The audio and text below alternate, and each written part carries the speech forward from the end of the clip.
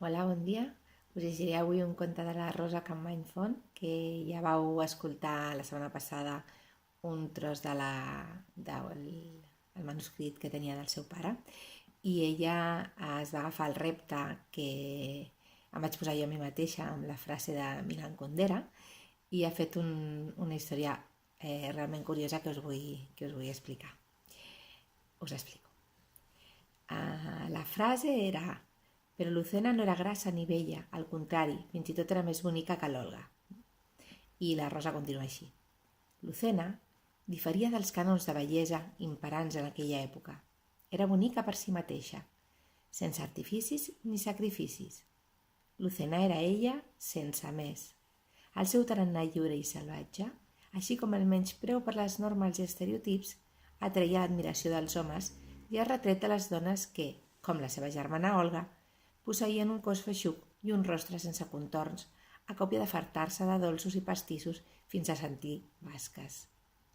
Aquella nit l'Olga, sense poder suportar més el temps la gelosia que la claparava d'ençà el naixement de la Lucena, va agafar la gerra de ceràmica on desfeia la xocolata que prenia cada matí i la va esclafar al rostre de Lucena.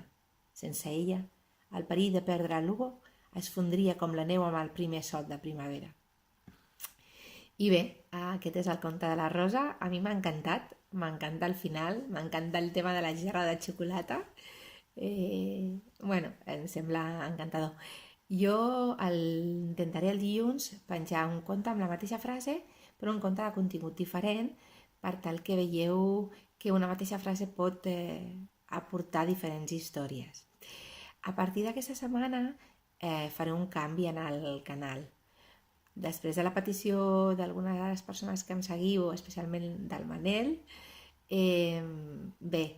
deixaré de penjar vídeos cada dia perquè sembla que és difícil seguir tanta activitat.